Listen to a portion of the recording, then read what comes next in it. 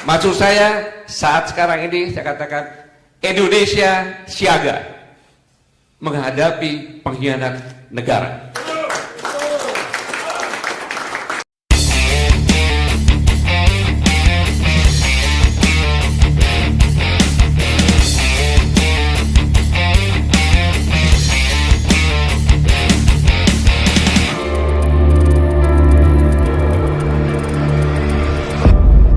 Assalamualaikum warahmatullahi wabarakatuh. Saya mengajak kita semua yang hadir di sini bersyukur kehadirat Allah Subhanahu wa taala Tuhan Yang Maha Esa, karena ini pertemuan yang sangat indah di mana hadir di sini ada profesor yang pendukung Jokowi,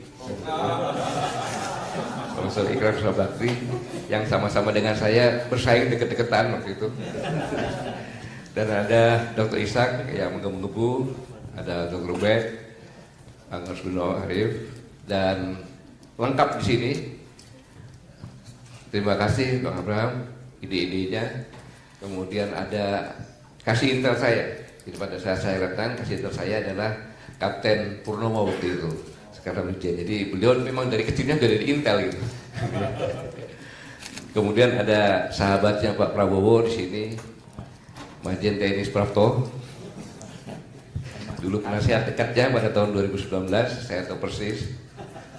Kemudian ada senior yang paling senior tadi, Majen TNI Purnawirawan Marinir Pak Soeharto, yang semangatnya mengalahkan kita semuanya yang masih muda.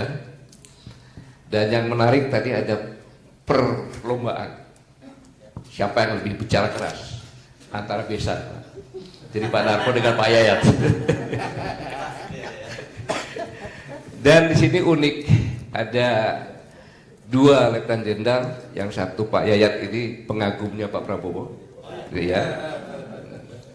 Dan Pak Setio adalah dari PKS. Ya, pengagumnya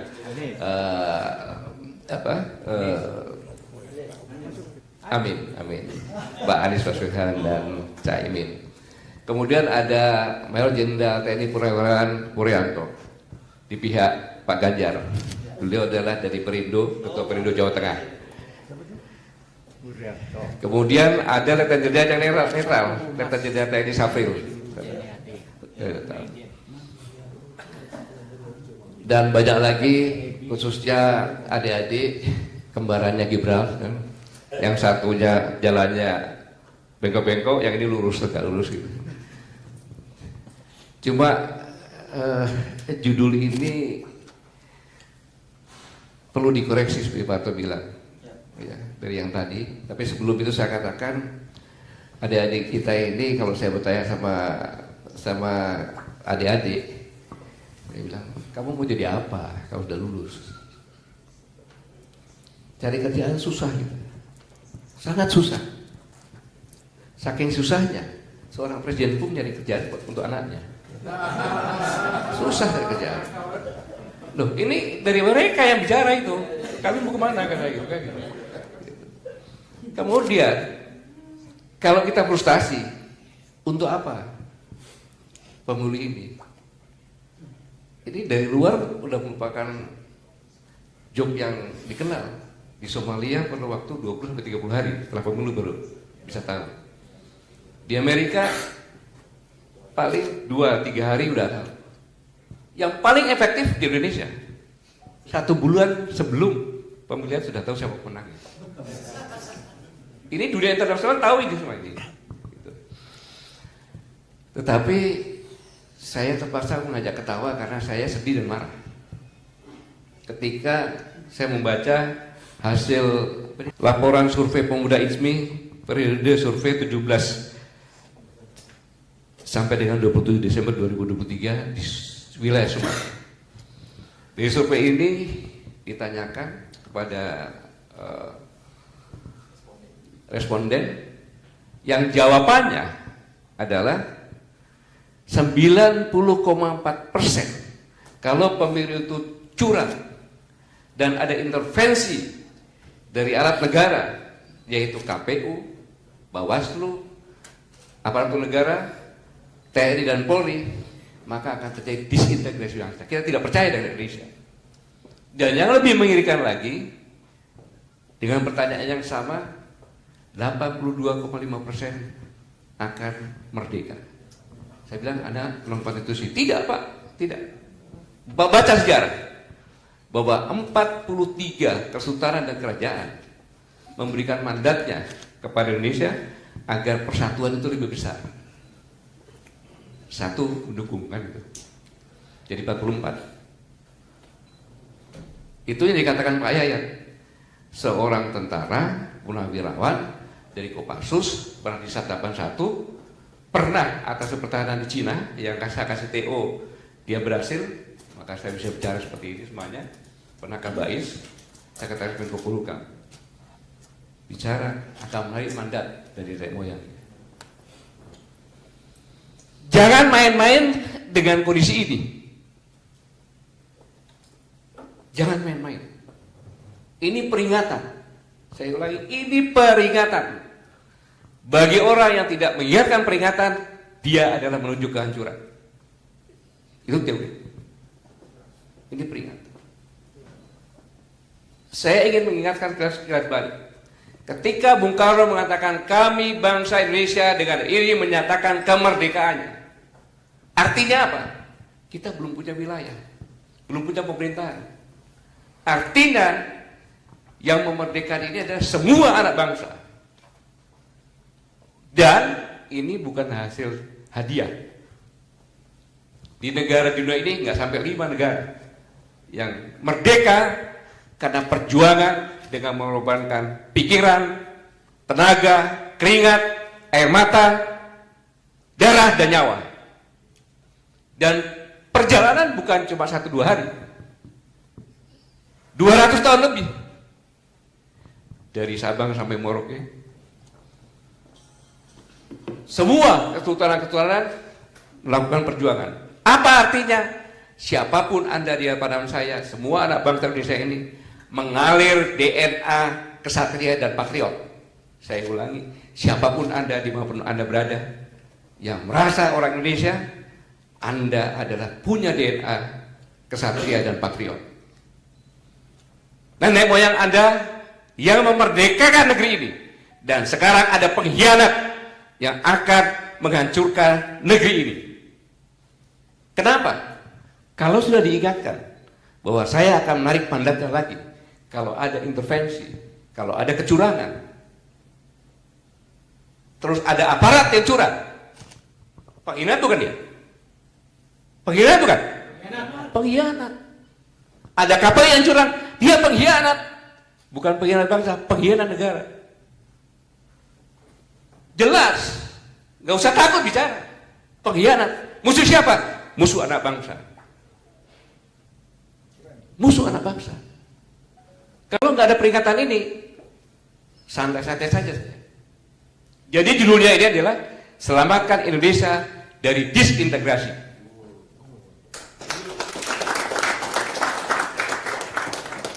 Jelas saya tidak sudah menjelaskan.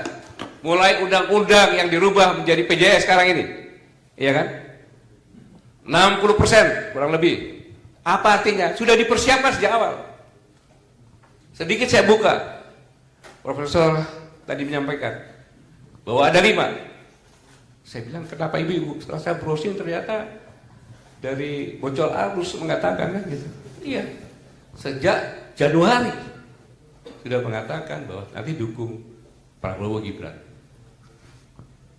Sejak Januari. Dan saya tanya keliling-keliling, ada tim saya mengikuti keliling begitu di Riau, Aceh saya kirim orang, kemudian saya kirim lagi ke sana, bocor arus sudah merayat. Mereka, saya tidak rela bahwa negara ini hanya akan dimiliki oleh 5 dalam satu keluarga itu. Itu hanya menjawabkan di Sumatera itu akan menarik mandat.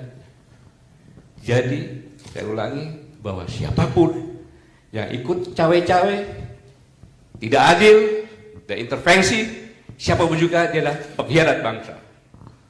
Dan saya minta seluruh rakyat Indonesia sebagai pemilik negeri ini jangan takut. Siapapun juga.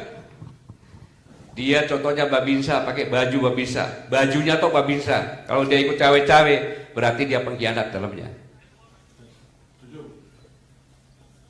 Kapolsek seterusnya sampai ke atas, TNI seterusnya sampai ke atas, kepala desa, camat terusnya ke atas. Kalau ikut cawe-cawe, memaksa, ada orang minta kartu keluarga, jangan kasih. KTP jangan kasih, data kita kok.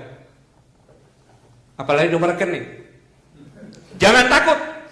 Jangan takut. Untuk itu kita perlu persatuan. Saya tidak mau hanya cuma ngomong-ngomong saja. Selama ini kita ngomong gak ada gunanya. Tapi kita harus mengambil langkah. Langkah nyata. Maksud saya saat sekarang ini saya katakan Indonesia siaga menghadapi pengkhianat negara. Lalu apa yang kita lakukan? Buat posko-posko, pos kamling ganti itu siaga, Indonesia siaga. Di situ pasang fotonya Anies Baswedan, Caimin, pasang Pak Ganjar, Pak Mahfud, pasang Pak Prabowo, Gibran. Tidak berbicara tentang kontestan, tetapi kita mengawal tidak ada yang curang, tidak ada yang intervensi. Saya harap bagi yang mendengar ini segera bentuk, segera bersatu di tingkat desa, kecamatan, kabupaten, provinsi, ajak semuanya. Di desa ajak kepala desa, ajak Babinsa, ajak Babin Kaptimas, karena mereka semua adalah alat negara. Tidak ada lagi pejabat yang menyampaikan apa-apa. Itu pakai menyampaikan harus meneruskan apa-apa bunganya. Pejabat negara tidak boleh bicara seperti yang Pak Ikrar sampaikan tadi. Kapolri bicara itu tidak sepantasnya itu bicara itu. Karena apa? Seorang Kapolri bicara di ruang publik itu adalah perintah. Dan perintahnya tidak jelas, multitafsir bagi anak buahnya. Ini yang berbahaya.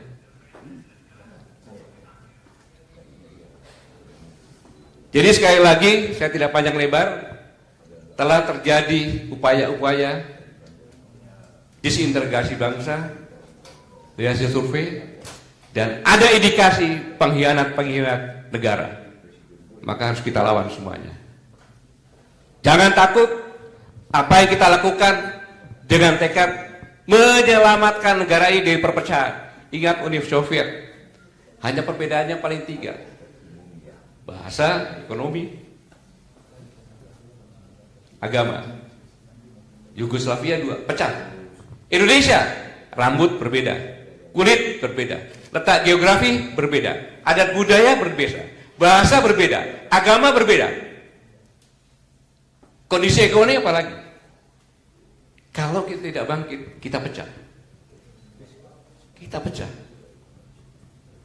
Jadi, saudara-saudara sekalian, sebagai penutup, semoga Allah Subhanahu wa Ta'ala, Tuhan Yang Maha Esa, membimbing kita semuanya untuk sama-sama berjuang mengawal negara ini agar jangan sampai pecah dengan mendirikan posko-posko Indonesia Siaga. Saat inilah mulai Indonesia Siaga untuk bangkit bersama-sama menjaga negara ini agar jangan menjadi terpecah belah.